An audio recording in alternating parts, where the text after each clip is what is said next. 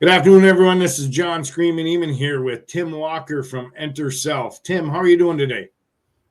Doing well, other than the heat. I'm good. Yeah, we just got that bout through. So, tell us a little about the history of Enter Self. We were when we first started, we were putting together something that was heavily thrash metal inspired and somewhat progressive metal inspired, and that was in late '91.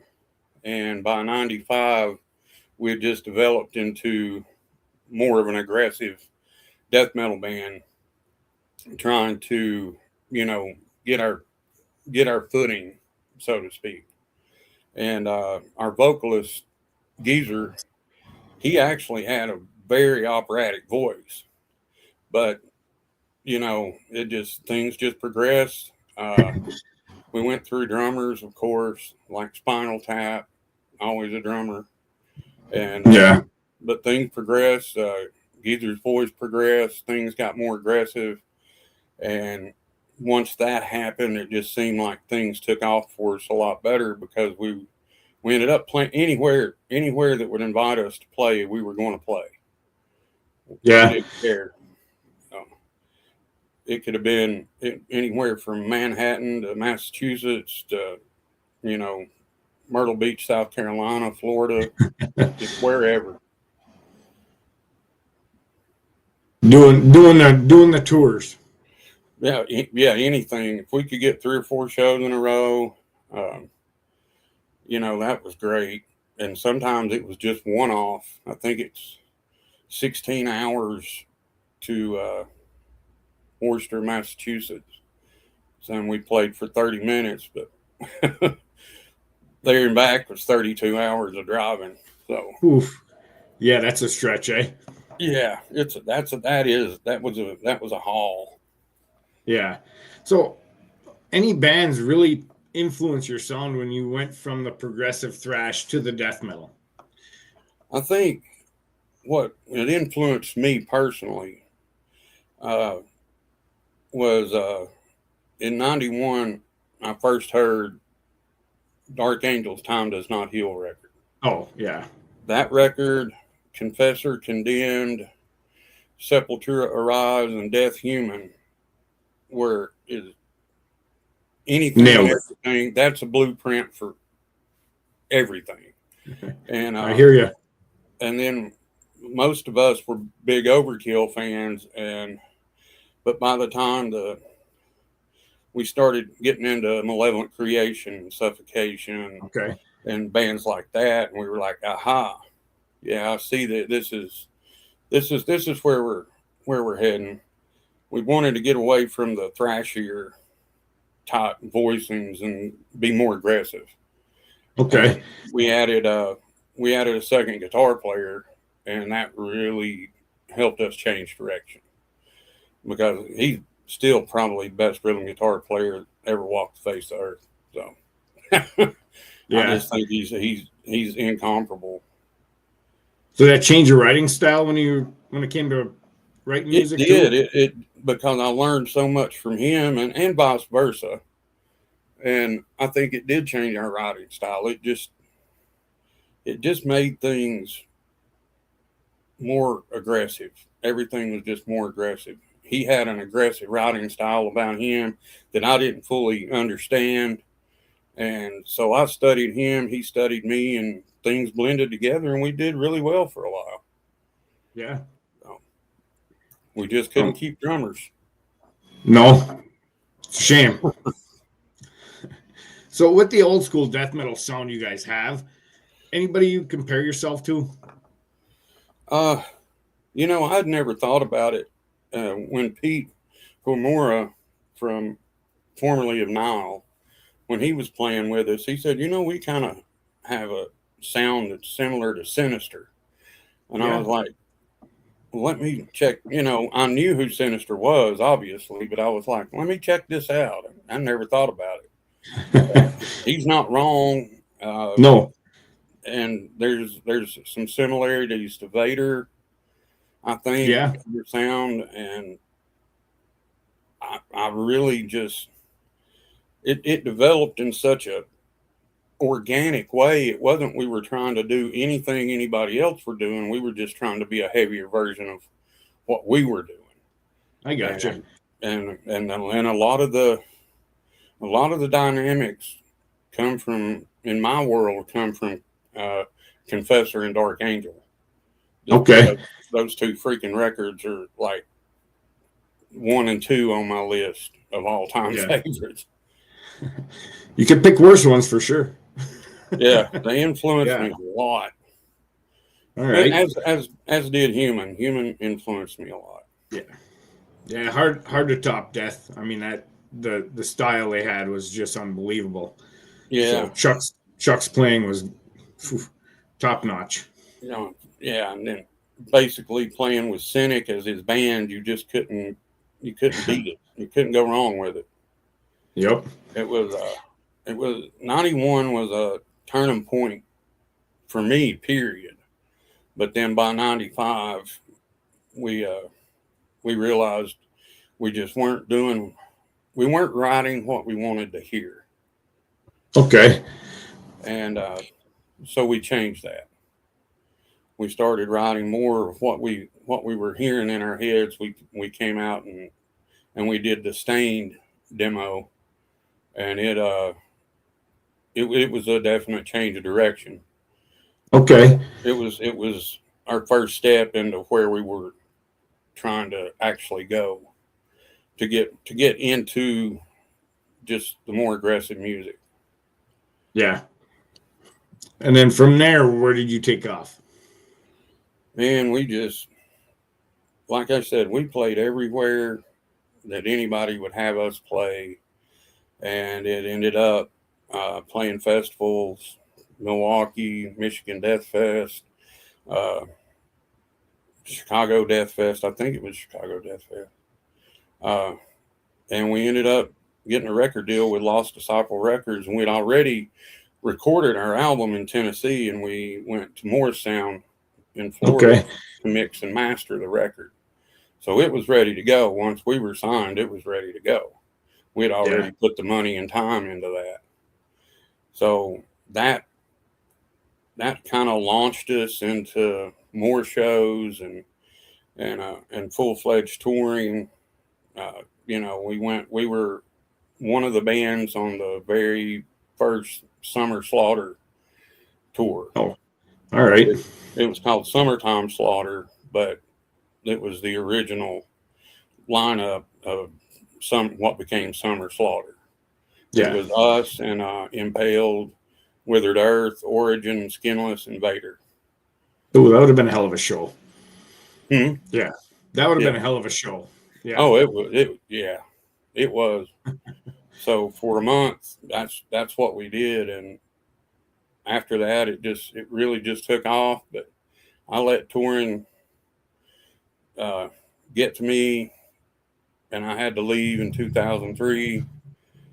I just had to get away from everything, and then everything fell apart. I thought they would keep doing something. They didn't. So I tried to put it back together in 2018. And 6 years later, here we are, finally releasing a record that has been more than half of it's been written for over 6 years. No kidding. Yeah. Well, it does not sound dated at all. I'll tell you right now. I've been listening to it pretty steadily, and it is a damn good album. It's not modern death metal, but I'm proud of that though. Yeah, it's that old school death metal vibe, 100%. Din of Iniquity, right? Oh hell yeah. Yeah. I think it's it's definitely, you gotta like old school death metal, or you're probably not going to dig the record at all. Yeah. So, but what we do. The old school death metal community is probably one of the most loyal and hardcore fan bases out there that I've witnessed. It's kind of the thing I go to too, the old school death metal vibe. You can't top it. So Yeah. when you're writing, does any of that impact you at all? Your fans, what your fans want to hear, is it what you guys want to hear? I've always believed in you until you write what you want to hear, you're writing the wrong shit. Yep. And I wrote every song on that record except for the main riff in Inexorable. I didn't write the main riff, but other than that, I wrote all the songs, wrote all the lyrics, recorded, produced it, engineered it, the whole 9 yards myself over a period of a couple of years, having member problems in and out. So, Yeah. But you know, I was like, it. Some of the songs are great, and some of them are not, but none of them Oh were no, for filler. They've got there's their own groove. there's no filler on that album. Not a damn filler. That whole album is top notch, front to back. I mean, it's a solid album. Well, thank you. I'm glad. I'm glad you think so. I think so. It's just that I'm always going to be extra hard on myself, especially being the one that wrote 98% of it. And I'm like, we are our own worst critics. Yeah, yep. Because so much of it could have been done better, but you know, we live and learn. Save that for the next album, right? Yeah, I'm hoping I got one more in me. So, what would be your favorite track off the new one? I have a hard time deciding if it's Inexorable or Carved of Flesh and Bone. Okay, I'm not sure which one, but those two stick out to me the most. All right. I like Hate. I like it a lot, but that was originally recorded in 2003. So yeah, but yeah, Evil in its purest form is the highlight for me. That one just sticks out like a sore thumb. what? Evil in its purest form. Yes. Yep. Yeah. Yeah. That one just grabs you and doesn't let you go. So that song took some effort. Yeah. But I mean, it's 8 minutes. It's crazy. Yeah. But yeah, that song was fun. Actually, though, it was really fun. But you're right. So it just kind of like a bulldozer. Yeah. Did you It's plan not on it fast. being 8 minutes? Huh? So did you plan on it being 8 minutes? Not in the beginning, no. And then it got longer and longer, and I was at the end. I was like, "This needs some type of dramatic ending." So we just took a page out of the Slayer handbook and put it at the end. It works. It works. Yeah. So It's almost 8 minutes. We got to make it 8 minutes. yeah, shit. Just had to. But it came out. It came out good. It's definitely it's heavy. Yeah. Not fast, but it's heavy. No, but it's heavy as hell. Yeah. And that was the thing. I mean, I love playing fast. Don't get me wrong, but I like that heavy shit that makes your head move. Yeah. You know, that stuff, just like those Malevolent Creation grooves, or Oh yeah. Dying Fetus grooves, or Gorgasm grooves, and just on and on and on. You know, that type of music. I guess that's primarily because of Dark Angel, just because they had so much of that in their catalog. Yeah. I just let that stuff soak in when I was Yeah. So when you're touring, was there any band that really punched you in the gut and was like, holy shit, I got to hear more of them? Like newer bands, up and coming. The only band that's really, and they're not new, but like Skeletal Remains is a band that I really, really enjoy a lot. And then there's a band from, I think they're from Indonesia, and they're called Saw. And they've got Okay. like a 6-song EP, and it's just mean. And it does. It's like it's almost reminiscent of old school internal bleeding where they're going to get a mosh pit started in a nursing home or something. That Saw record is That's really a good analogy. yeah, yeah. I love that record. I can't think of the name of it, but yeah. And when I was away from everything, I was away from everything. I was away from the scene. I had lost so many friends and all my contacts. Everybody moved on, went here, did this, did that. So when I got back into doing this, I had to look up a lot of people and realize Yeah. that a lot of these guys are not doing this anymore. So Oh. I was like, well, starting from scratch, here we go. So the name had to carry some weight though in the community already. Yeah, yeah, So of course.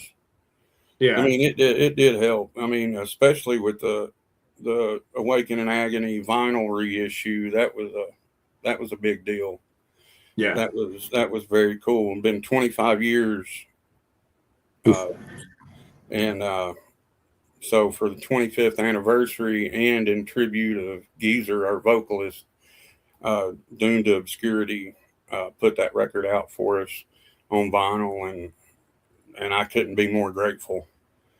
Just Yeah. because it gives it's something that not everybody has something like that, No. No. you know, and it's great because I got to send copies to Geezer's mom and his brother, and Oh, that's cool.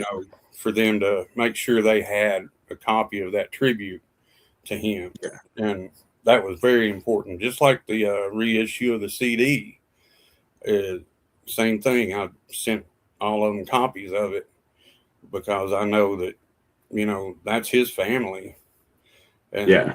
they want that. They want to be Oh able yeah. to put their hands on something, especially a tribute to their Yeah. brother, to their son. So, that was a big reason in me pursuing the reissues was just in a tribute after he passed away. Because everybody that met him loved him. He was Yeah. just one of those people. He was goofy as fuck, but he was good people. Good soul. Yeah, he's the one that Yeah. would sometimes drink the beer with the cigarette ashes in it. He did that a few times. Guilty. It's happened. Yeah. So what's coming up next for Enter Self? Right now, I'm working on still trying to find a drummer, but programming drums because I'm tired of waiting on drummers that tell me they're going to play and then they don't put in any effort. And I'm like, I really don't care what anybody says. You've got Putrid Pile out there running back in tracks all the time. People love him, and that's cool because some of his shit's really badass. Yeah. And I'm like, some people are like, well, you don't want to do that. I'm like, look, that's the only thing that's keeping me from not being on the road. So Yeah. if I can program them myself and take them on the road with us, that's what I'll do because I'm tired of sitting and waiting. Yeah. Yeah. I don't On blame you. something that ain't going to happen. You know, that's what really irritates me is that it's like it comes down to crunch time and it's like, well, I can't do that. I got to do this. And then you're like, just such a waste of time. I could Yeah. get more out of a drum machine and they're cheaper. They don't eat. No hotel room. No Yeah. hotel room needed. They can stay in the van. I swear.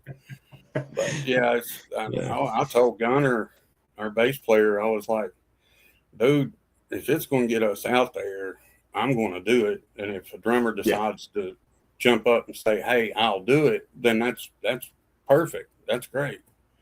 But if not, we can still do it. And I mean, life's short. Do it while you can do it.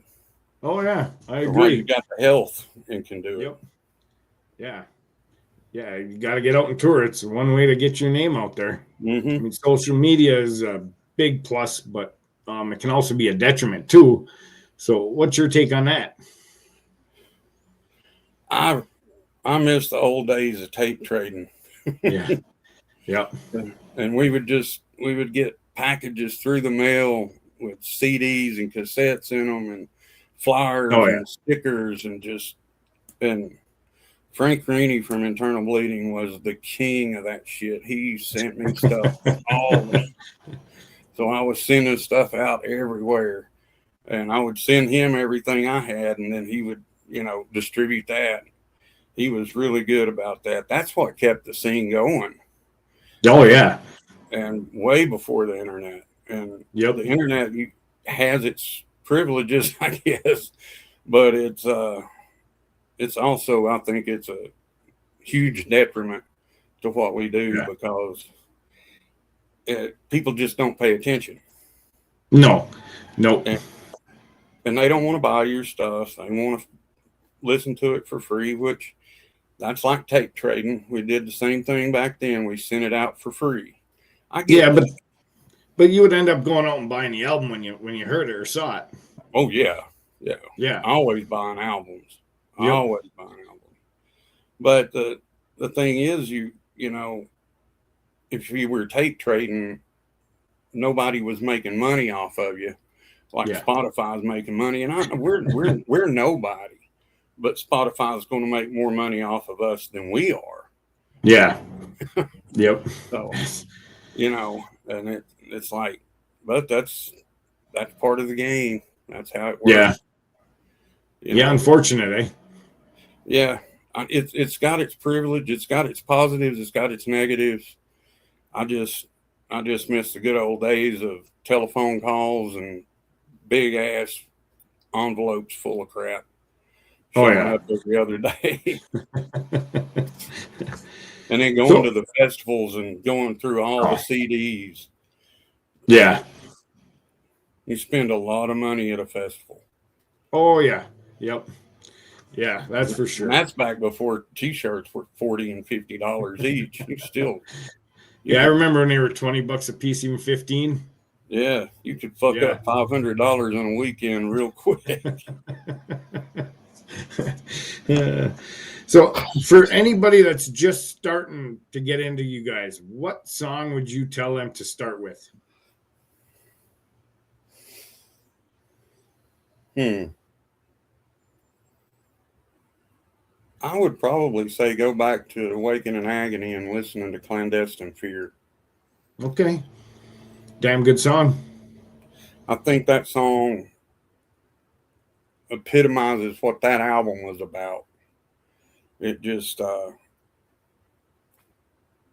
everything about that song to me is perfect. Just the way we wrote it, the way it was recorded and everything. The new album, I'm still debating on what song, but I would suggest anybody go back, listen to Clandestine Fear, because that's a milestone, I guess. It's kind of stretching, but it's a big deal to me, that song and that album, laying down the path of where we walk. That song was the epitome of that. Well, do you have a message for your fans before we go? Don't give up on us, man. We're coming. We're trying. We are trying. Yeah. Just listen to the music. Buy it if you can. Support what you like. Don't support what everybody tells you to support. Because everybody's like, support local music. I'm like, no, support what you like. Yep. And, but if you like what we're doing now, please buy a CD, get a flag. We're supposed to have more shirts coming. The merch is out there. The reissues are out there. And get those and learn those songs. So when we get to your area, you can sing them back to us. Oh yeah. That was my definition of success when we toured with Vader. Was we were in Texas and we had all these kids down front singing our songs back to us, and I was like, that's the shit. That's gotta feel good. Yeah. And that was just everything. So, the crowd, the shows, if we're in your area, please come if you can. Hopefully we'll be in your area because we're hoping to do Nashville, Arkansas, Texas, Louisiana, Alabama, and Georgia in October. Okay. So just making a little circle of it. Well, But no dates other than the Field of the Dead.